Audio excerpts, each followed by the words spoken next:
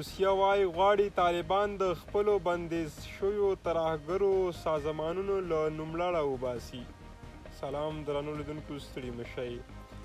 د روسیې له ولسمشرۍ ماڼۍ وایي پر دې کار کوي چې طالبان د خپلو بندیز شویو ترهګرو له نوملړه وباسي. د کرملین ویان دیمیتري پیسکوف خبریالانو ته ویلي له طالبانو سره چې د واکمن چارواکي بللي په تماس کې دي او باید په یو ډول نه یو ډول له افغانستان سره غټ موضوعات یوې خواته کړي. د ده یو خبریال د پوښتنې په ځواب کې د خپلو تماسونو په اړه ویلي افغانستان موږ ته نږدې هیواد دی، په یو ډول نه یو ډول ورسره تماس کې یو. موږ باید جدي ستونزې حل کړو چې خبرو ته اړتیا لري. موږ له طالبانو سره د نورو په څیر په افغانستان کې د واکمنو چارواکو په توګه په تماس کې یو.